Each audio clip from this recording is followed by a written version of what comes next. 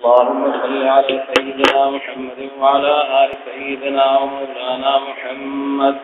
أفضل صلواتك بعدد معلوماتك وبارك وسلم عليه. أعوذ بالله من الشيطان الرجيم. بسم الله الرحمن الرحيم. الحمد لله رب العالمين. مخکې دا بیان ذکر شوی چې سورۃ الفاتحه چې دا د ټول قرآن پاک دا د هغې اجمال دی او د هغې متن دی او ټول هغه مضامین چې هغه د ایمان او د عمل صالح نه عبارت دی او ټول قرآن پاک کې د هغې تشریح ده نو هغه اجمالا په سورۃ الفاتحه کې موجود دی. د دې وجه نه سورۃ الفاتحه د هغې چې کوم اسما دي نو یو په هغې کې دی اساس القرآن، دا اساس دی او بنیاد دی. لکه څنګه چې سورۃ البقره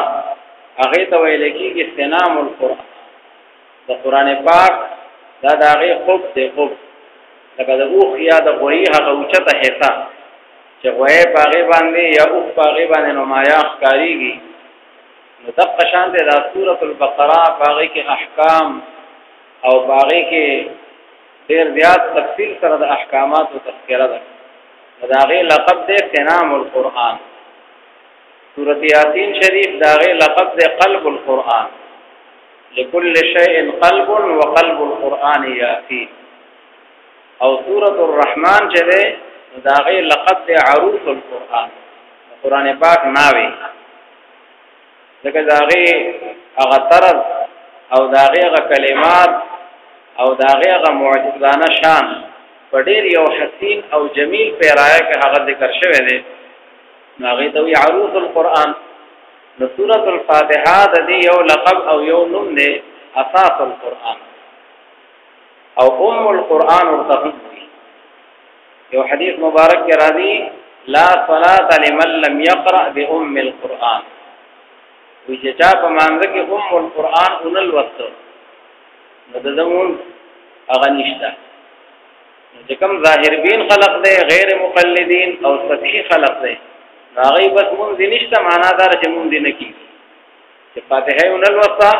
نو مونځ یې نه کېږي. نو لهذا هغوی مې دا مقلدین حضرات او دا مقتدي حضرات چې څوک په امام پسې ولاړ دي دوی به خامخا فاتحه وایي او کوي نوې نو بس وی دا غموس نکی. او زمونږ حضرت امام اعظم ابو حنیفه رحمه الله هغه دغه حدیث چې کومه تشریح د نورو احادیثو په تناظر کې کړې ده او د قرآن پاک د آیتونو په تناظر کې، ځکه قرآن پاک کې به موږ راشي چې واذا قرئ القرآن فاستمعوا له وانصتوا لعلكم ترحمون. چې کله قرآن پاک لوستل کېږي نو تاسو هغې ته غوږ کېږدئ او خاموشۍ نه کار واخلئ چې په تاسو باندې رحم وشي. نو د مقتدي وظیفه هغه استماع او انصات دی. نو دا حدیث مبارک چې راغلی دی چې لا صلاة لمن لم يقرأ القرآن، نو امام ابو حنیفه رحمت الله علیه فرمایي چې د هغه انسان مونځ چې دی هغه کامل نه دی که چا سورۃ الفاتحه ونه لوسته. دا نفي د کمال لپاره ده او د دې نظایر هغه په قرآن او سنت کې په کثرت سره موجود. لکه بل حدیث مبارک کې دا راغلی دی چې لا صلاة لجار المسجد الا فی المسجد، د جماعت د گاونډي مونځ بغیر د جماعت نه بل ځای کې نه کېږي. نو د دې مقصد دا نه دی چې مونځ یې نه کېږي، مونځ په کور هم کېږي، ټول فقها وایي خو دا دی چې هغه مونځ کامل نه دی. ځکه چې په جماعت کې جمع سره وکړي نو هغه 27 ګونه د هغې بدله شوه او چې ځان له دې وکړو نو صرف یو درجه شوه. صلاة الجماعة افضل من صلاة الفرد ب27 درجه. پیغمبر علیه الصلاة والسلام فرمایي چې 27 ګونه د جماعت ثواب دا سیوا دی. خو دا مقصد خو نه دی چې کور مونځ نه کېږي، دا نفي د کمال لپاره ده. او پیغمبر علیہ السلام فرمایي لا ایمان لمن لا امانت له ولا دین لمن لا عهد له. وی چې څوک په امانت کې خیانت کوي نو د داړو ایمان نشته، دا مقصد کو نه دی چې ګنې کافر شو خیانت یو کو فراډ یو کو یعنی بیا خو بنم سبا ټول خلک کافران شي ځکه هر ځای کې فراډ دی او هر ځای کې دوکې او دړاکې دي نو د حدیث مبارک مطلب دا نه دی چې د ایمان نه ووته ځکه دا خو د معتزله مذهب دی چې په کبیره مرتکب چې دی نو دا د ایمان نه ووته او خوارج هم وایي چې دا د ایمان نه ووته بیا دومره ده چې معتزله وایي ایمان نه ووته او په کفر کې داخل نه دی منزله بین المنزلتين او خوارج وایي د ایمان نه ووته او بس د کفر په سرحد باندې ور داخل شي او اهل سنت والجماعت چې کوم تا رسول الله صلی الله علیه وسلم فرقه ناجیه ویل ده ما انا علیه واصحابي دا غي دا مسلک او دا موقف دی چې مرتکب د کبیره دا بیا مسلمان دی نو دې حدیث مطلب سره لا ایمان لمن لا امانه له معنا ایمان کامل نه دی او لا دین لمن لا عهد له چې څوک د معاهدې پابند نه دی وعده خلافی کوي نو د دې سړي دین نشته معنا دین کامل نه دی نو په دې ټول نظائرو کې نفي هغه نفي د کمال ده بعض حضرات خلق طبيعه چې کوم دي نو هغه په مختلفو طریقې سره دوکه ورکړي د احادیث داسې سطحي او داسې سرسری ترجمه وکړي یا د قران پاک د آیاتو چې پاغه سره هغه کوم شاهرا چې کوم صراط مستقیم دی او رسو دعا را روانه ده اهدنا الصراط المستقیم دا غینه خلق بل طرف ته واړي یا د اړولو کوشش کوي کله خلق دا کوم چې ظاهر بین دي نو مقلدین حضرات هغه باندې اکثر دا الزام لګوي چې تاسو دا فقها دي او دا امامان دي دا ټول قیاس کوي او قیاس دې وي دا خو شیطان کړو د قیاس بانی مبانی چې دی وي هغه شیطان دی خلقتنی من نار وخلقته من طين نو قیاس یو کو جزر اور نه پیدا یم او دې د خټه نه پیدا دی او اور د خټه نه دا اعلی دی ځکه چې نار دا نورانی دی او طين چې دی دا ظلمانی دی او نورانی اعلی د ظلمانی نه لہذا زهم غره امدد وی دا ټول قیاس او دا صغرا کبرا دا ټول چا برابر کړي شیطان نو شیطان د یو څه بنیاد کې خو او ایتاب دا امامان چې دا ټول قیاس دي دا خلق گمراهي په دې طریقې سره حالانکه حقیقت دا ده چې دې قیاس کې او هغه قیاس کې د ځمکه او د اسمان فرق دی زموږ ټول فقهاوی چې قیاس په کوم ځای کې کوي چې کوم ځای کې نص نه راغلی او چې کوم ځای کې نص راغلی دی نو په مقابله د نص کې بیا قیاس هغه مردود دی نو شیطان چې کوم قیاس کو هلته خو نص راغلی و چې اسجدوا لآدم آدم علیه السلام ته سجده وکړي شیطان نص پرېښودو او قیاس یې وکړو نو د نص په مقابله کې قیاس کول دا قیاس شیطانی دی لیکن چې کوم ځای کې نص نه راغلی زموږ ټول فقهاوی چې هغه ځای کې به قیاس کوي چې فرع منصوص نه وي په فرع کې نص نه راغلی ځکه که نص راغلی دی نو بیا قیاس ته ضرورت پاتې نشته چې نقل شته نو عقل ته ضرورت پاتې نشته او که کوم ځای کې فرع کې نص نه راغلی نو بیا هغه ځای کې مونږه قیاس نو بهرحال شیطان چې کوم کړی و نو هغه د نص په مقابله کې و او زموږ فقها چې کوم کوي نو هغه د نص په مقابله کې نه بلکې هغه د نص د تشریح د پاره وي او دا غي د نقل د حکم د پاره راغلي چې د اصل نه فرع د حکم منتقل شي او یو خبره دام ده چې دا دوی چې وي مونږ ته چې دا قیاس غلط کار دی او دا ښه کار نه دی دلیل څه وي ځکه دا خو شیطان کړی دی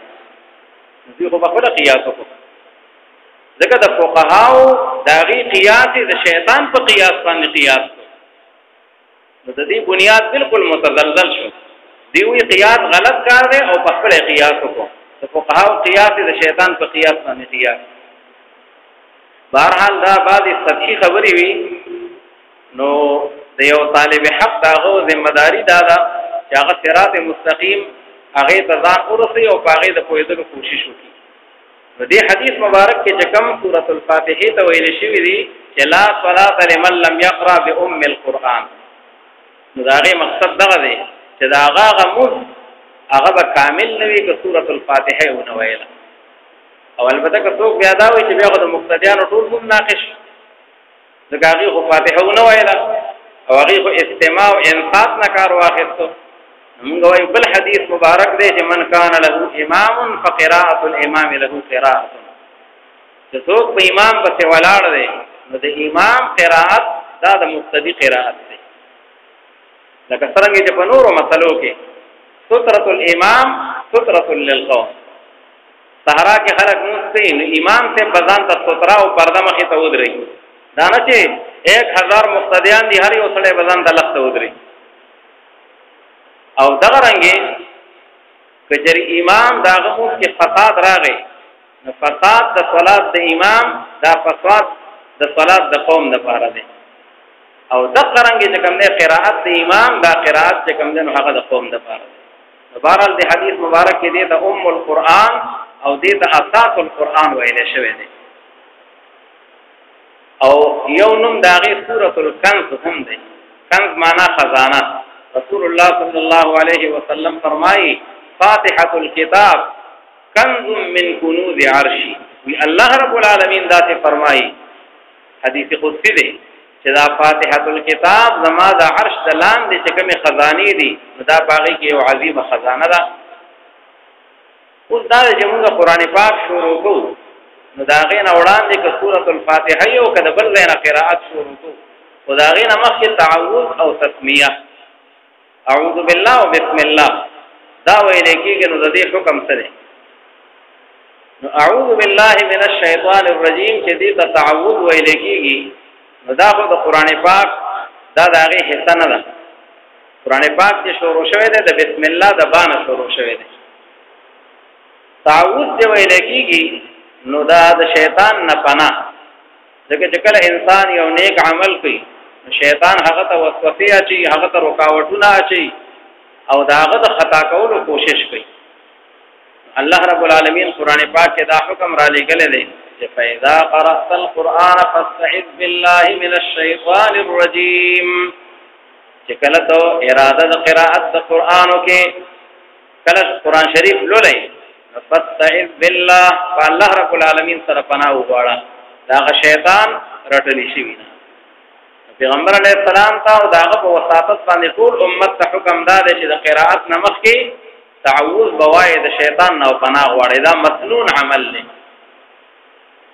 او بل ځای کې هم قرآن پاک کې دا راغلي تعوذ په ډېرو ځایونو کې استعمال شوی دی او د هغې حکم راغلی دی. الله تعالی فرمایي وَإِمَّا يَنزَغَنَّكَ مِنَ الشَّيْطَانِ نَزْغٌ فَاسْتَعِذْ بِاللَّهِ وَإِمَّا يَنزَغَنَّكَ او کچره خامخا وسوسه درشي تاته د شیطان د طرف نه نزغ یو وسوسه یو خیال نو فاستعذ بالله فورا اعوذ بالله وایا. الله تعالی پناه غواړه او د شیطان د چالونو د تدبیرونو او د کېدونو نه د هغې نه ځان محفوظ کوه. حضرت موسی علیه السلام چې کله خپل قوم ته د بقرې متعلق د الله حکم ارشاد وفرمایو نو هغې وی اتتخذنا هزوا، دا ته مونږ پورې څه ټوکې کوي. مونږ وایو چې قاتل معلوم شي او ته وایې چې غوا ذبحه کوي. د دې جواب د سوال سره مناسبت نشته. دا خو ته مونږ پورې ټوکې کوي. حضرت موسی علیه السلام ورته څه وی؟ قال اعوذ بالله ان اكون من الجاهلین.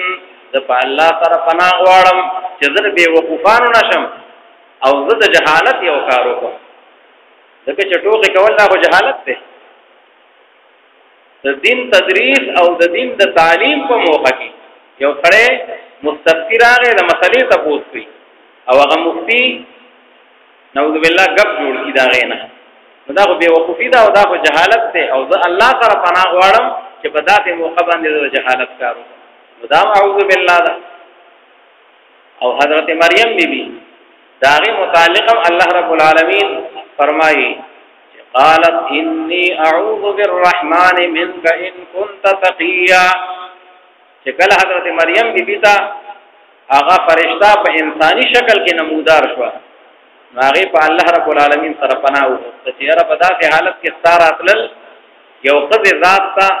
چې هغه خپل طهارت حاصلوي نو دا نامناسب عمل دی او ناپسندیده حرکت دی. هغې ته خو دا علم نو چې دا فرشته ده. بیا ورته وروسته تفصیل واضحه شو. او د حضرت مریم بی بی والده محترمه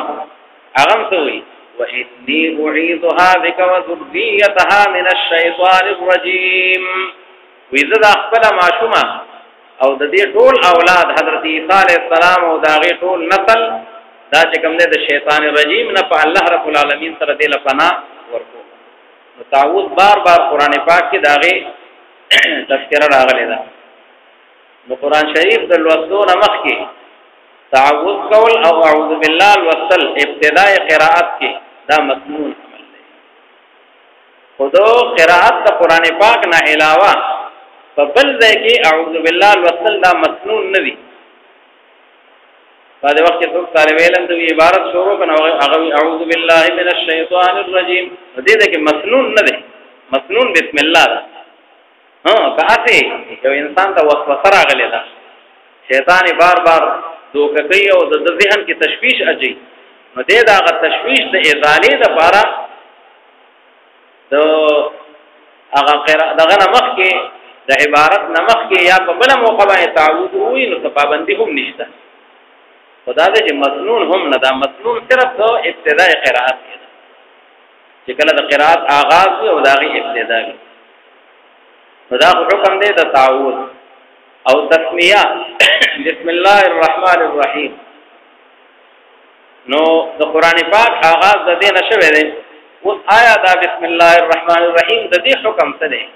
دا د قران پاک حصہ دا او کنه دا او دا د سورۃ الفاتحه یا د بل سورۃ جز دی او کنه دی نو په دې باندې اجماع او اتفاق دی چې بسم الله الرحمن الرحیم چې په سورۃ النمل کې راغلی دی نو هغه د قران پاک حصہ ده او هغه د قران پاک د آیت یو جز دی انه من سليمان وانه بسم الله الرحمن الرحیم ټول آیت هغه د انه من سليمان نشورو دی او دا بسم الله الرحمن الرحیم دا دغه یو حصہ ده او د قران پاک چې کوم احکام دي چې قران پاک هغه چې کوم دی جنوب انسان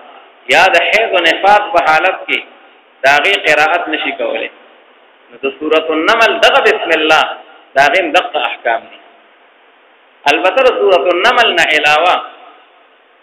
چې کوم بسم الله الرحمن الرحیم دی نو دا بسم الله الرحمن الرحیم د امام ابو حنیفه رحمۃ اللہ علیہ د مسلک او د مذهب مطابق دا یو آیت دی د قران پاک انزلت للفصل بین السور او دا آیت دې د پاره نازل شوه دی چې د سوراتونو په منځ کې فصل او جداوالی او امتیاز راوړي رسول الله صلی الله علیه وسلم ته چې بکل حضرت جبرئیل تشریف راوړو او تلاوت کې به وی چې بسم الله الرحمن الرحیم نو پیغمبر علیه السلام فرمایي دا کوی شم چې سابقه سورۃ ختم شو او دا د نوې سورۃ آغاز شو نو دا بسم الله دا یو آیت دی او د فصل لپاره نازل شوه دی په امام ابو حنیفه رحمۃ اللہ علیہ فرمایي ودا لیست بجزء من الفاتحه ودا نه د فاتحه جز دی او نه د بل سورۃ جز دی بلکې دا مستقل یو آیت دی د دې وجه چې کله حافظان په رمضان کې ختم کړي نو باغی کې یو پیری بسم الله الرحمن الرحیم دا ویل پکار دی کاغه سورۃ اخلاص نه مخ کې او کاغه سورۃ البقره نه مخ کې او کاغه بل سورۃ نه مخ کې ځکه که یو ځل هم بسم الله او نه وي نو قران پاک ختم نیمګړی پاتې شو یو آیت پاتې شو امام ابو حنیفه رحمۃ اللہ علیہ فرمایي چې دا یو مستقل آیت دی او باقی د فاتحه جز هم نه دی او دا چې کوم دی د بل سورۃ دا داغه جز هم نه دی حضرت امام شافعی رحمه الله او بعض مجتهدین هغه وی چې دا بسم الله جدا نو دا جز دی هم د فاتحه نه او هم د هر یو سورۃ نه تو کې صرف د فاتحه نه وي تو کې د هر یو سورۃ نه وي او هغه ځان د پاره هغه چې کوم دی دغه دلیل وی د ټول امت په دې باندې اجماع ده چې قران پاک کې بغیر القرآن دا په دې مصحف کې نه لیکل کېږي په دې قران پاک کې به هغه شی لیکو چې کوم د قران پاک حصہ ده مصحف عثماني کې دا التزام شوی دی دې وجه نه ګوره اعوذ بالله بګی نشته ځکه اعوذ بالله قران پاک نه دی. امین پکې هم نشته ځکه امین قران پاک نه دی، بلکې هغه رسول روان دی، هغه یو صوت ته اسم فعل له په معنا د استجب سره. چې کله دعا وشوه اهدنا الصراط المستقیم، نو په اخر کې موږ وایو امین معنا استجب دعوتی، یا الله زموږ د دعا قبول کړي. نو وی چون کې په دې باندې التزام شوه دی چې غیر القرآن دا په دې مصحف کې نه لیکل کېږي. نو کدا بسم الله جز نه وي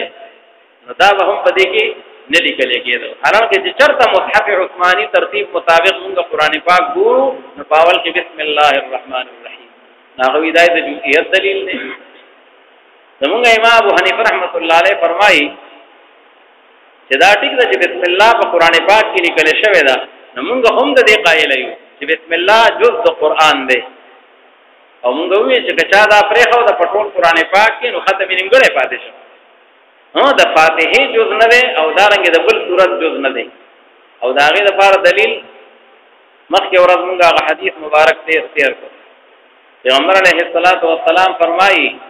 چې قسمت الصلاۃ بیني وبین عبدي ولعبدي ما سأل. وإذا سورۃ الفاتحه ذکر د صلات او مراد کنه سورۃ الفاتحه وا. وإذا سورۃ الفاتحه زما او زما د بنده په میث کې تقسیم شوی ده، او زما بنده چې څه غواړي الله وی زما هغه درخواست منظورو. بیا حدیث مبارک داسې دی چې فاذا قال الحمد لله رب العالمین، چې کله دې دا جمله او دا آیت وایي الله تعالی فرمایي حمدنی عبدی.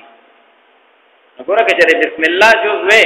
ناول پیدا سی ویلو چې پیدا قال بسم الله الرحمن الرحیم،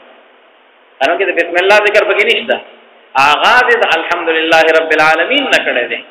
یو کې حمدنی عبدی، بلکې اثنا علی عبدی، بلکې مجدنی عبدی، او بل دا چې هذا بیني وبین عبدی، او بیا په غرستنو کې هذا لعبدی ولعبدی ما سأل. دې حدیث مبارک نه دا معلومه شولا چې بسم الله دا جز د فاتحه هم نه دی او دا جز د بل سورۃ نه دا داغه نه هم نه دی، بلکې دا مستقل آیت دی او د پاره د فصل بین السور الله رب العالمین را نازل کړي.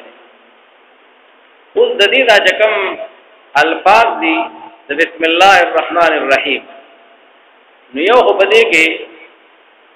دا اسم لفظ دی چې دا غینه دا حمزه دا په دې مصحف عثماني کې په لیکلو کې کتابتن دا حذف شوی، یعنی با الف نه لیکل کېږي بلکې با او سین لیکل کېږي. حالانکه دغه لفظ دی چې سورۃ العلق کې موږ راوړو نو اقرأ بسم ربک الذی خلق، نو هلته بیا با او الف دواړه لیکلي دي. دا هغه وجه وې دا چې دا بسم الله چې په هر سورۃ په آغاز کې دا ویل دا مسنون دي، نو د کثرت د استعمال د وجنا هغه حمزه چې د کتابتن هم حذف شوی دا او تلفظا هم حذف شوی دا، او په نور زینو کې تلفظا حذف شوی دا او کتابتن نه حذف شوی، ځکه دا غي کتابت په ټول قران پاک کې یو ځای دی. وې دی وجنا حضرت عمر ابن عبد العزيز رحمه الله چې دا په خلفای راشدینو کې شماريږي، هغه خپل کاتبانو ته دا اډر ورکړی و. هغه ورته فرمایل چې طول الباء واظهر السين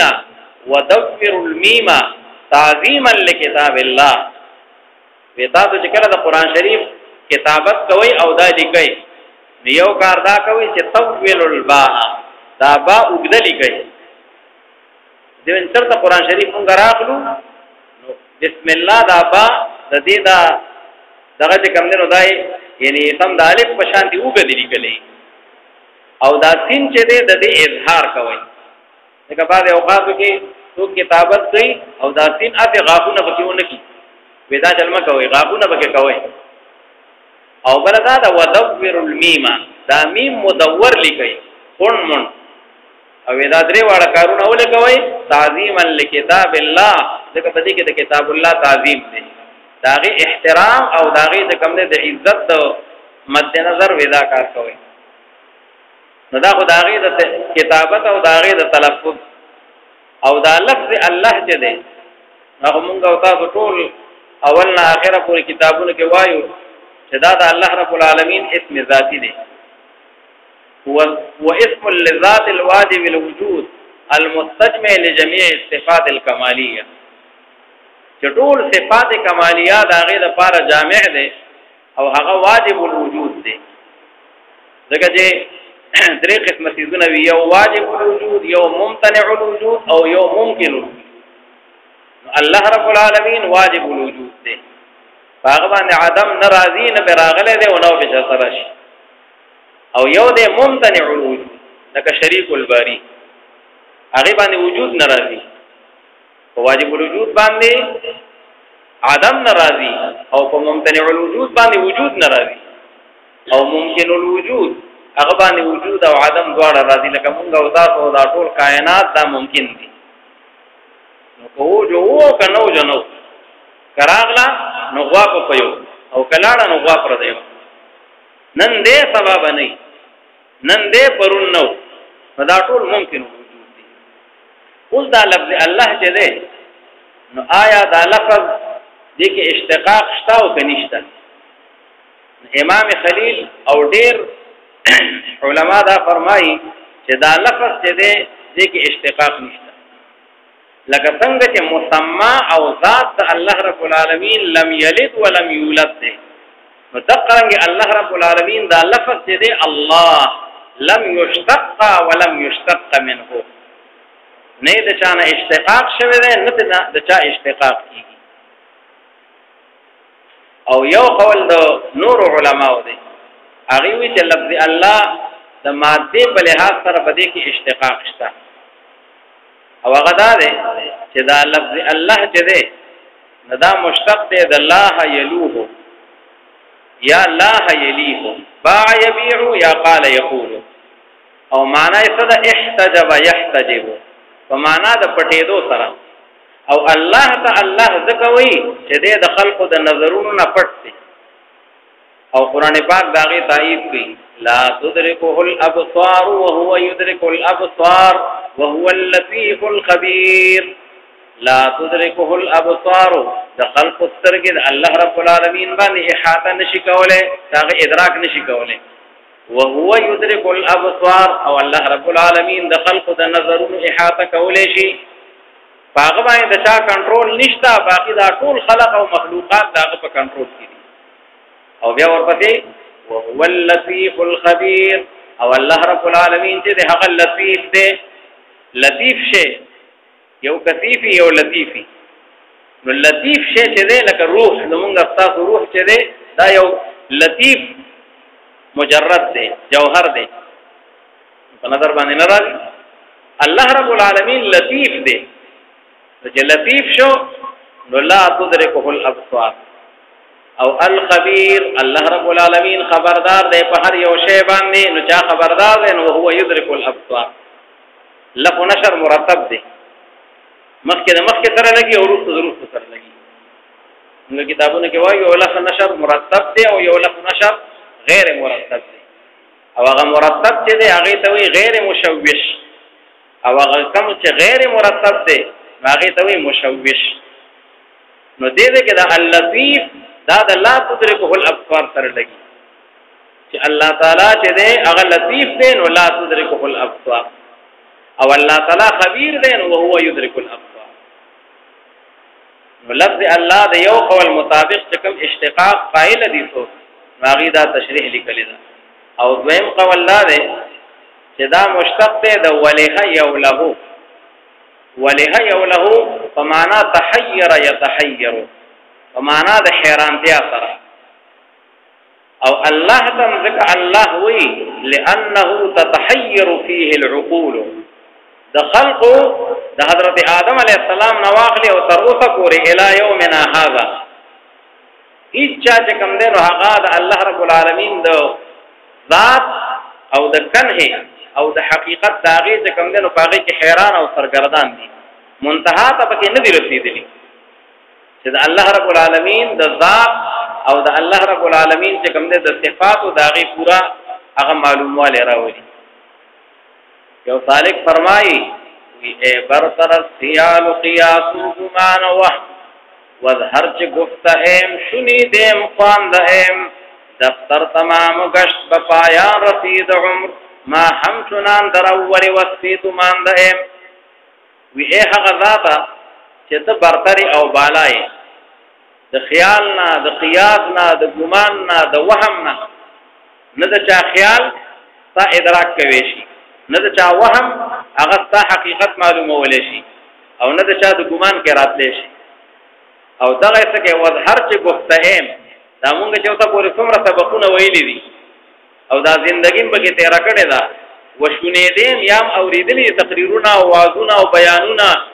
څومره وخواندهیم یام چې کوم دې کتابونه لوستي دي مونږ اوسه پورې یو طالب علم عالم فلسفر هغه دا نشي ویل چې ما د الله رب العالمین چې کوم دې داغه د ذات یا داغه د صفات پورا احاطه کړی دا ممکنات نه ده نو عقلونه به حیران دي او بیا وی دفتر تمامه گشت وی ټول دفتر خلاص شو قرآن شریف کې په وناس باندې ولګو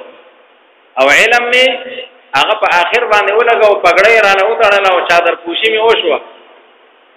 بپایان رسید عمر او عمر می بالکل سپینګی شوم او آخری 60 سال نه واوړېدم 70 سال او 100 سال تا خو دې لاغه شان پاتنا کې مخه مونږ د الله رب العالمین د ذات په حواله سره هغه شان لا مبتدیانی هیڅ پته راته نه لګیدل الله رب العالمین ته الله ولي وي ولهي وله معنا تحير يتحير او لانه تتحير فيه العقول د خلق طول د عقلاء او عقلنا هغه دې چې کم دین هغه ولاړ دي صاحب شوی دي او مخکې قدم نشي اخیستل او یاسن علماء وی چې الله دا مشتق دی د الها یالهون الها یالهو په معنا د عبادت کول سره او الله تم ذکر الله وی الله په معنا د مألوه سره معبود ځکه چې دغه عبادت کیږي او هغه د عبادت مستحق دی ایاک نعبد و ایاک نستعين ومحققین علماء وی چې ډیر غوړه قول دقه دی دا کوم چې مونږ اول وکړو چې دا لفظ دې کې اشتقاق نشته ځکه دا اشتقاق پاغه کې کول او داغه ماده جوړول نو دا د عظمت الهی دا هغه سره زیات مناسب نه دي بلکې دا داغه سره منافي دي او امام سیبوی متعلق دا منقوله ده چې کله وفات شو نو یعقوب ولید وی الله پاک سره سم معامله وکړه هغه الله تعالی زما مغفرت وکړه وی چې په کوم سبب باندې دې زما چې څومره اعمال او څومره خدمات او څومره علمی کارنامې وي هغه ټولې پیښ وي هغه خوندونه کو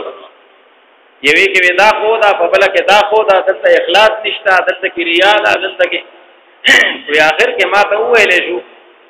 چې دا یو قول مونږ ډېر زیات پسند راغلی دی او دا ویلو چې لفظ الله چې دې لم یشتق ولم یشتق منه ځکه چې دا د الله تعالی د عظمت سره منافي خبره ده چې مونږ داغو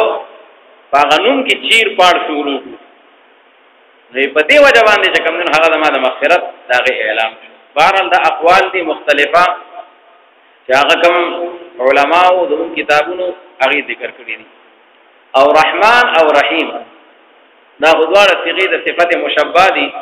او په معنا د رحم کون کی طرح او په معنا د مهرباني کون کی طرح راځي خودم رضا چې رحمان په دې کې چې کوم نه حروف زائده هغه دي دوا ځکه ماده خو را ح میم او د رحیم ماده هم را ح میم او پر رحیم کې حرف زائده یو او پر رحمان کې حرفین زائدین دو دي او قانون دا د کتابونو چې کثرت د حروف ودا دلالت کوي په کثرت د معنا باندې ولهذا پر رحمان کې مبالغه سیوا ده په نسبت سره رحیم نو رحمان معنا هغه ذات چې دا رحم او مهرباني دنیا کې هغه په کافر او مؤمن په ټول خلکو باندې ده او رحیم معنا دا هغه رحم په ټول ایماندار خلکو باندې ده څوک هم ته پاتې کیږي نه او صرف په مؤمنانو باندې ده کافر ته هغه شامل نه ده وجن علماوی رحمان معنا عام الرحمت او رحیم معنا تام الرحمت خدا په یو اعتبار سره دي چې رحمان دا د رحیم نعام شو دغه دنیا کې د رحمان مهرباني بار چا باندې دا او د رحیم هغه په آخرت کې صرف هغه په مؤمنانو مسلمانانو باندې او په بل اعتبار سره دا رحیم چې دا د رحمان نعام دی لكل وجهه یو لحاظ سره رحمان عام په بل اعتبار سره بیا رحمان خاص دی او رحیم عام دی او غدا ته چې د رحمان اطلاق صرف او صرف په الله رب العالمین باندې کیږي دا صفت مختصه الله پاک دی او رحیم چې دی هغه صفت مختصه نه دی داغه اطلاق د الله رب العالمین نه علاوه هغه په مخلوق باندې هم کیږي لکه رسول پاک صلی الله علیه وسلم متعلق الله تعالی په قران پاک کې فرمایي چې عزیز علیه ما عنتم حریص علیکم بالمؤمنین رؤوف رحیم رسول پاک صلی الله علیه وسلم تو مسلمانانو باندې رؤوف او رحیم دی نو د رحیم اطلاق په پیغمبر علیه السلام باندې هم شوی دی او د رحمان اطلاق دا د الله نه ما سیوا په بل چا باندې نه کی د دې وجنا علما فرمایي چې کوم انسانان او کوم سړي چې داغي نمونه دي فضل الرحمن یا د عبد الرحمن او هغه تاسو کټ پکې وکي او صرف رحمان ورته وي دا ګناه ده او دا یعنی خطا ده بلکې هغه ته پورا نوم ویل پکار دی عبد الرحمن او یا چې کوم دی فضل الرحمن مکمل نو یا عبد القیوم او هغه ته وی قیوم قیوم الله پاک دی الحي القیوم مدبر او منتظم د تمام کائنات او د تمام مخلوقات هغه صرف او صرف الله رب العالمین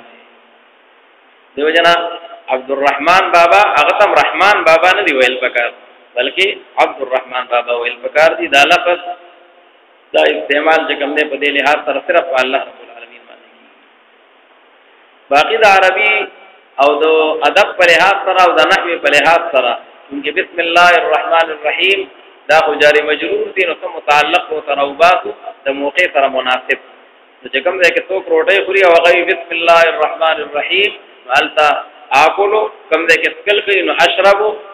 دا الله په نوم باندې سکل کوم دا الله په نوم باندې خوراک کوم کوم دی کې ساروي ذبح کوي او دی بسم الله الرحمن الرحیم دا غي مطلب دا چې بسم الله اصبح دا الله په نوم باندې دا شی او دا ساروي او دا چرګ ذبح کوم نو دې ځکه چې بمونږه اقرأ یا اتلو د تلاوت کوم د قران پاک او یا علماء او هغه کې چې قولونه دواړه صحیح دي چې هغه متعلق د مخکې راو باسو یا رسو راو باسو او دلته کې ډیره مناسب دا چې مونږ یې رسو راو باسو ځکه یو خدا دا چې دا بسم الله الرحمن الرحیم جاری مجرور نو دا متعلق دی او هغه اقرأ هغه متعلق دی او هر متعلق دا عامل وي بخپل متعلق کې په کار خدای چې عامل مخکې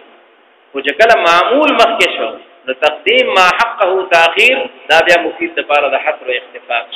چې خاص قانون د الله سره دا خاص دار د تقدیم هغه معنا وي ځکه مشرکین هغه به کله یو کار آغاز کو هغه به بسم الله والعزى موږ دا کار شروع کو د لات او د عزى په نوم باندې نو دا غي په مقابله کې جناب رسول الله صلی الله علیه وسلم او چې کوم موحدین غیب اول دا وی بسمک اللهم اے الله مونږ ستاسو نوم باندې شروع کو او چې کله بسم الله نازل شو نو پیغمبر علیه السلام بیا بسمک اللهم پرې خو او بیا به دا کلمات په دې باندې به آغاز کو بسم الله الرحمن الرحیم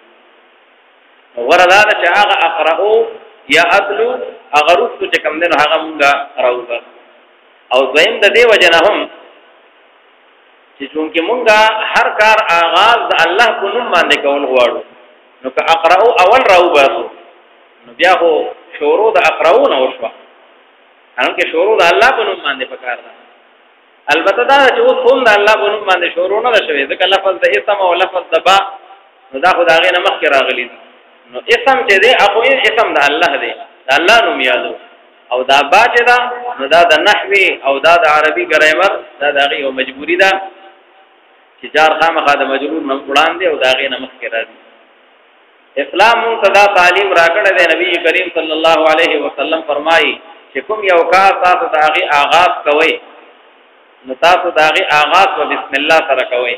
چې دا سنین هغه اختر وی او لنډې بوچي وی که دروازه بندوي نو بسم الله الرحمن الرحیم پلیټ بندوي نو بسم الله الرحمن الرحیم دا رنګه کو د کېږي د الله نوم کرا پاتې د الله نوم تاروی ته خېږي او کرا کوزيږي نو اسلام په دې وړه جمله کې زمونږ استاد ټول توجه دې طرف ته واړوله چې غسل او وړل کل او سملاتل دا ټول کارونه خو کافر هم کوي او مسلمان هم کوي او کافر چې کوي نو هغه لا وبالي کوي او مسلمان چې دی هغه چې کوم کار کوي نو بسم الله چې دا ټول سيزونه زما دا خوب زما دا وخه زما دا خړل زما دا سکل دا سورلې دا ټول انتظامات او دا ټول کائنات دا د هغه یکتا ذات دا هغه په حکم باندې روان دي او دا ټول کائنات دا هغه یعنی طرفنا مسخر دي هغه توجه چې عقیده د توحید او نظریه د توحید هغه په ذهنونو کې او په دل او دماغ کې باغې کې فحشي دا غي د لپاره د بسم الله تلقین هغه را لګل دي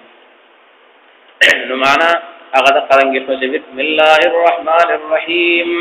خاصن د الله رب العالمین باندې چې هغه به حد مهربان او انتهایی رحم کوونکی دی مونږ لولو چې کوم دی قران شریف لرا نقرأ یا نتلو مونږ دا تلاوت الحمدلله رب العالمین وذا سورۃ الفاتحه چې دا نو بره د لیکلي د جدا مکیه وهي 7 آیات وإذا مکی سورۃ ده قبل الهجرت نازل شوه دي دغه اقوال مختلف دي یو قول لا ده چې دا سورۃ مکی ده یو قول لا ده چې دا سورۃ مدنی ده او محققین مفسرین فرمایي وانها مکیه ومدنیه معا وإذا هم مکی ده هم مدنی ده ذکر نزلت مرتين مرة في المكة ومرة في المدينة دا سورۃ الفاتحه دا عظمت د وجنا دا دو پیره نازله شوه دا یو پیره قبل الهجرت او بل پیره بعد الهجرت دیو جن حدیث شریف کې راځي رسول پاک صلی الله علیه وسلم فرمایي وی زما د قسمی په هغه ذات باندې والذي نفسي بيده زما دا نفس هغه په کنټرول کې دی چې د سورۃ الفاتحه نظیر او مثال نه په تورات کې نازل شوه دی نه په انجیل کې او نه په زبور کې او نه په باقی قران شریف کې ردی په شان ته په عظمت کې بل صورت دا داغه غشان او داغه عظمت واضحه کړه دي نو دا هم مکی دي او هم مدنی دي اوس وی چې وهي 7 آیات وې د دې او آیتونه دي نو د دې او آیتونه په کوم ترتیب باندې دي د دې فکر پکار دی کچره بسم الله الرحمن الرحیم کچره دا د فاتحه جز شي نو بیا وکړه دا چې ټول قران شریف چې کوم دی نو هغه یعنی سورۃ الفاتحه هغه او آیتونه دي د بسم الله سمیت بیا او آیتونه برابرۍ او کچره بسم الله ته نجوز نشي لکه دا زمون قول دی بیا او آیتونه د فاتحه شپږ پاتې کیږي بیا دا چې صراط الذین انعمت علیهم ودا آیت ده او بیا غیر المغضوب علیهم ولا الضالین دا ځان له آیت ده بیا هم سمع آیات یا د بسم الله سمیت جوړیږي او یا کاغو سره نه بیا په انعمت علیهم باندې با آیت جوړیږي اوس د سورۃ الفاتحه د کوم آغاز ده او داغه د کوم ابتدا ده هغه د الله رب العالمین د حمدنا او داغه د صفات عالیه داغه د بیان نه ده نو اول لفظ دا ده الحمدلله رب العالمین موږ کتابونو کې طلباء او طالبات دا تشریحات یادې چې الف لام جنسی دي او یا الف لام استغراقی دي او یا الف لام عهدی دي مختلف داغه څخه کوم نه هغه توجیهات کوي خدلته بظاهر چونکه په جنسی او په استغراقی باندې هغه مشهور سوال دی کومه وایو الحمدلله ټول حمدنا استغراق کو چې ټول حمدنا او تعریفونه الله لري او یا جنس یاد کو الف لام چې جنس حمد دا په الله پورې مختص دي د کلام په اختصاص لپاره دي نو حالان کې بعد تعریفونه هم غوړو روزانه دنیا ډکه ده څوک د چا تعریف کوي څوک د چا تعریف کوي څوک د چا صفت کوي څوک د چا صفت کوي په مخلوقاتو کې او موږ وایو چې الحمدلله بیا ټول حمدنا او جنس حمد دا په الله پورې خاص نشي نو د دې مختلف جوابونه د پټولو کې راجح او غوره جواب هغه دا دی چې څوک په مخلوقاتو کې د چا تعریفونه کوي د چا حمدونه او صفاتونه کوي نو دا په ظاهر خدا غدي او په حقیقت کې دا راجح دی الله پاک ته څوک د چا د علم تعریفونه کوي هغه د علم چا ورکړی دی الله رب العالمین کڅوک د چا د حسن جمال داغي حمدونه او تعریفونه کوي نو دا هم د الله رب العالمین مهرباني ده. کڅوک د چا د هنر او د کمال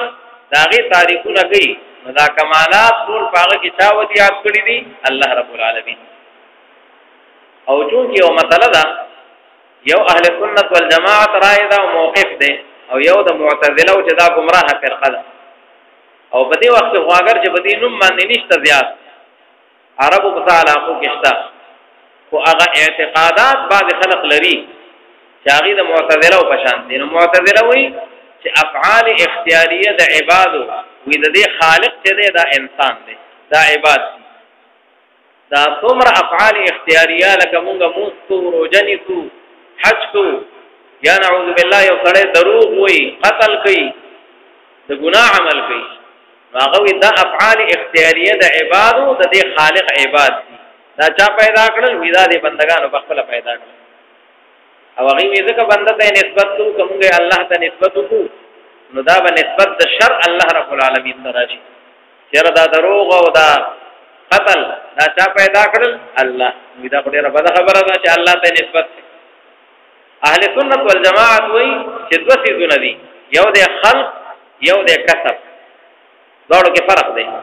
نو خلق چا کړی دی الله د نیکو د بدو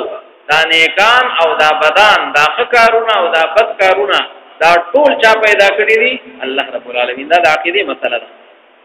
موږ او تاسو قرآن شریف کې وایو چې خالق كل شيء الله تعالی د هر یو شی خالق دی. نو چې د هر شی خالق دی نو د دروغ خالق هم الله دی او د قتل خالق هم الله دی او د ملک خالق هم الله دی. ځکه دا افعال دي. او بل ځکه مونږ وایو چې والله خلقکم وما تعملون الله رب العالمین تاسو پیدا کړی او تاسو دا عمل هم الله پیدا کړی دی. دا څنګه چې تاسو دا عمل الله کړی دی کړي کومه وتا دی او پیدا کړی الله پاک دی. دا کلاشن کو اهل سنت والجماعت ورته وایي چې کلاشن کو جوړول دا ګوره جرم نه دی ښه او کلاشنکوف غلط استعمالول او باغی باندې معصوم انسان داغه وینه بیول دا جرم دی. او قانون چې موږ او تاسو ګورو دلته چرته څوک مړی وکي چرته حکومت وقت او یا عدالت هغه دا اډر نه کړي چې لکه کارخانه‌دار راګیر کړي چا چې دا کلاشنکوف جوړ کړي دي هغه فیکټری والا راونی پي چې چا چې کوم دا تمانچه جوړ کړي دا ناغه ته څوک نه وي. مونږ وایو خلق الشر ليس بشر کسب الشر شر. د شر پیدا کول یعنی داغي تخلیق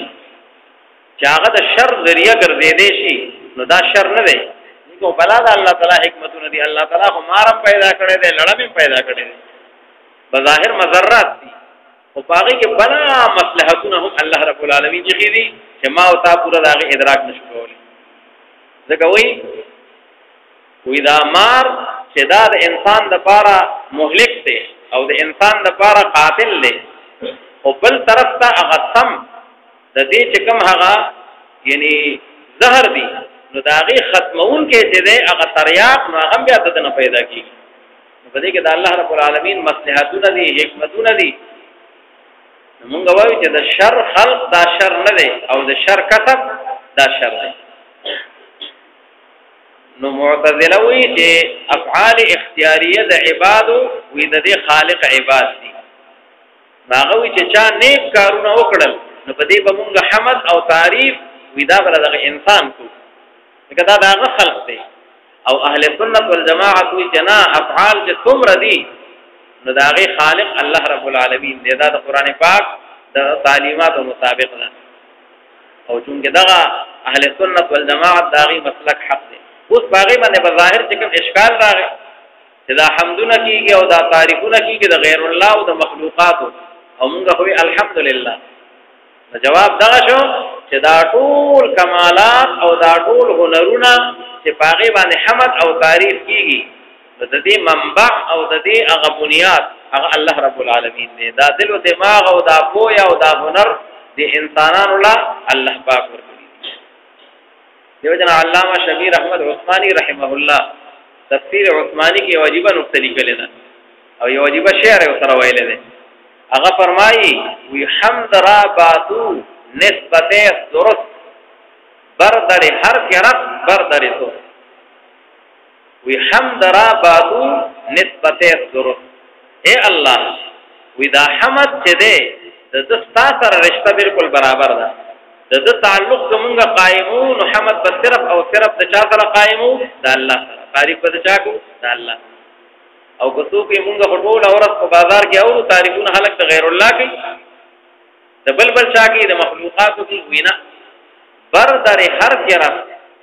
د هر چا په در چې څوک ورغه بر درې تو هغه د الله په دروازه باندې ورغه څوک د هر چا په دروازه باندې لاړ خدا در حقیقت کې د الله پاک دروازې ته ودرېدو دیوې دا ډېر لوی عالم دی او ډېر بحر الذخار دی او عالم نحریر دی چې بنیاد لټای نو هغه د علم او هغه د دماغ هغه د سمج دا ولچا ورکو الله پاک او ډېر خوبصورت دی د حسن او جمال تعریفونه کوي نو بیا دا ټول چې کوم دي صفات د الله رب العالمین ته واپس بیا دا معنا صحیح ده الف لام جنسیم شي یا استغراقیم شي هیڅ فرق نه کوي الحمدلله ټول حمدنا او ټول تعریفنا جنس حمد دا الله رب العالمین لره او بیا رب العالمین دا الله پاک صفت راوړل دی رب العالمین دا رب لفظ چې دا مصدر صيغه ده رب يرب ربا فعلل او بیا دلته کې اطلاق څه په الله پاک باندې دا بیا مبالغتن دی ځکه قانون دا دی چې هر مصدر چې داغه استعمال په خپل معنا کې متعذر شي یا مبني للفاعل یا مبني للمفعول راځي نمونږ زید عدل ان اي عادل دا مبني للفاعل شو او هذا خلق الله فاروني ان هذا مخلوق الله دغه کې بیا خلق مصدر مبني للمفعول دی نو رب هم مصدر مبني للفاعل دی معنا تربیت کوونکې او پالونکې او یا صيغه د اسم فاعل ده اصل کې ده رابب او بیا کې تخفیف شوه ده او غالب ته حذف شوه ده نو رب ویل کی او یا صيغه د صفت مشبعه اصل کې ده ربب فاعل وزن ده په معنا د تربیت کوونکې مخکې مونږ دا خبره ذکر کړې و چې مضامین اربعه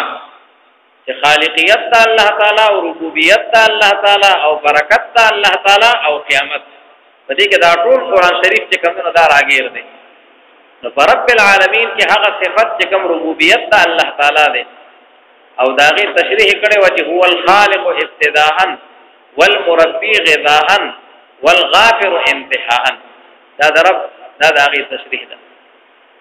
نو پالون کې د ټول عالمین او د ټول مخلوقات دي او چې الله رب العالمین د تمام مخلوقات پالون کې دي نو دا لفظ ذات شو چې د دې اطلاق په هم په غیر الله باندې نه کیږي لکه څنګه چې د رحمان اطلاق په غیر الله باندې نه کېده ځکه چې عام الرحمت د الله رب العالمین د ما سیوا بل څوک نشته چې هر چا ته د رحمت رسیدلې نو د قرنګ رب العالمین د دې اطلاق او د دې استعمال هم د الله پاک نه ما سیوا په بل څه باندې نه کیږي ځکه د ټول مخلوقات تربیت او داغه انتظام انصرام او داغه پالل مادي او روحاني نو دا د مخلوق چې کوم نو دا داغه د بس خبره نه دا صرف یو الله کولې شي البته کچری دې په اضافت سره مستعمل شي یو خدای رب یا رب العالمین نو دا اطلاق بغیر الله نه کی او کچری مضاف مستعمل شي نو بیا دا غي اطلاق بغیر الله باندې هم کیږي لکه رب الدار یا رب المال نو بیا دښته هغه یو مخصوص استعمال شو او قران پاک هم دا غي گواہی ورکړی دا حضرت یوسف علیہ السلام اول په سورۃ یوسف کې نقل لې انه ربي احسن مثواي دا غفل عزیز مصر بارکه وی انه ربي واذا ما رب على الاطلاق ورخرب ندی ویلی بلکې ربي په اضافت سره مستعمل شوی دی ان دا زما هغه چې کنه مالک دی او دا زما آقا دی ځکه چې هغه په بیا باندې اخته وو یوسف علی السلام داغه غلام او یا رسول بیا هم په دغه سورۃ یوسف کې راځي چې ارجع الى ربك فاسألهما بال النسوة اللاتي قطعن أيديهن. یوسف علیہ السلام په سړی راغی او ورته وی بادشاہ وی چې د جیل نه راوځه او تا ته رهایی میلاو شو. هغه ورته وینا داسې نه وځم چې کومې پورې زما د کیس تحقیق نه شوی او زما چې کوم دی لمن داغي طهارت چې کوم دی نو هغه په باندې د هول ټولي دنیا ته واضح شوی نه زه به تبلیغ ته څنګه ودرېږم او زه به قوم ته چې کوم دی په منبر او محراب کې څنګه ودرېږم. ورته وی ارجع الى ربك هغه خپل مالک له بیا لاړ شه هغه بادشاہ ته وایا فاسأله ما بال النسوة اللاتي قطعن أيديهن چې هغه زنانو چې خپل لاسونه کټ کړي وو ګوتې پرې کړې وې هغه کې څه معاملې وه هغه د چا قصور یوسف علیہ السلام په غلطه وکنا د زلیخی بیبي قصور دغه ځای کې هم ارجع الى ربك دا مضاف مستعمل دی. دینه معلومه شوله چې رب على الاطلاق استعمال بغیر الله باندې نه کیږي او چې کله مضاف مستعمل شو رب المال یا رب الدار بیا دا استعمال د اجازه شته. اوس دا عالمین چې جمع د عالم ده او عالم ویل کېږي ما سی والله الله نه ما سی وا چې څومره دي کائنات ذره ذره بر و بحر او دا ځمکه او دا اسمان او دا فضا او دا خلا نو دا ټول عالم دی. اوس سوال لاره چې عالم معنا شو ما سی والله نو بیا خو د دې جمعیت ته ضرورت پاتې نه ځکه چې عالم دا مفرد نو دا په جميع ما سی والله باندې په ټول باندې دلالت کوي. نو دا ځکه جمع کړي جواب دا دی دا ځکه جمع کړي دی چې بده کې اشارت ته چې عالمونه ګڼ دي. حضرت ابو سعید خدری رضی الله تعالی عنہ روایت ته چې عالمونه 40000 دي. دا مونږ چې سینو د بره نخته پورې او اسمان نظم کې پورې دایا بایا څه په نظر راځي او یا مونږ ته معلوم دي دا عالم واحد دا یو عالم دی. بیا دا شان بل عالم دی بل عالم دی بل عالم دی چې په نظر نه راځي 40000 عالمونه دي او بل روایت دا چې 80000 عالمونه دي. اوس کو څوک اشکال کې چې موږ خدای یو عالم مینو او بل عالم کوم ځای کې دی او بل انسانان یعنی دا په عالم چې باغی کې انسانان وي او باغی کې نور کائنات وي هغه کوم ځای کې موجود دي. نو علماء او دا ټول انسانان وي د ځمکې نه بره او د دې فضا نه بره د خلا چې ورته وي د خلا یو لا متناهی اختلاف دا قائمه ده او دا ته قائمه ده چې هغه زموږ عقلونه تر اوسه پورې یعنی داغه د ادراک نه داغه نه عاجز چې څومره ده نو داغه تفصیل او داغه وسعت او داغه طول او عرض دا چاته معلوم نه. البته دا ده چې په خلا کې به انسان وی پاتې کېدې نشي نو هغه عالم ولا انسانان په دې عالم کې پاتې کېږي ځکه دلته خو دته چې کوم دی هغه بود و باش برابر دی خو په هغه عالمونو کې دا انسان بیا څنګه پاتې کېږي. نو امام رازی رحمه الله او دغه رنګ نور فلسفرانو او نور ساينسدانانو مسلمانانو داغه جواب ذکر کړی دی وې دا ضروری نه ده چې په دویم عالم کې او په دریم عالم کې او په 40000 والا عالم کې کم انسانان آباد دي نو داغي مزاج د خامخا زمونږ د مزاج په شان دي. زمونږ مزاج دا دی چې مونږ بغیر د هوا نه او بغیر د خپل ضرورت زندگی نه وخت نشو تیرولای. ممکنه ده ډیره ممکنه ده چې داغي مزاج بدل وي او اوس چې کوم خلق دا داوا کوي چې مونږه یعنی قومه ته خطلی یو هغه چې واپس راغلي دي جان گلین یو محقق دی هغه چې کوم تفصیل بیا ورکړی دی نو هغه دا دی چې په دې خلا کې چې کوم دی مونږ څومره سفر کړی دی نو یو خدا د چې داغي مزاج هغه جدا دی داغي چې کوم دی هغه ترتیب هغه جدا دی او مونږ هیڅ داغي په انتها باندې هغه نه ورسېدلی چې ګنیر داغي هغه وسعتونه تر کوم دی پوری دي. بهرحال که عالمین ګڼ شي 40000 شي 80000 شي هیڅ قسمه اشکال دا بدی کې نشته. قران حکیم هم د جمع هغه صيغه ذکر کړی ده او بیا الرحمن الرحیم هغه مونږ مخکې وې چې دواړه د الله رب العالمین صفاتونه دي او مالک یوم الدین دا بل یو صفت ده د الله پاک دغه دواړه قراتونه دي مالک یوم الدین او ملک یوم الدین. که مالک شي نو الله رب العالمین مالک د ورځې د قیامت دی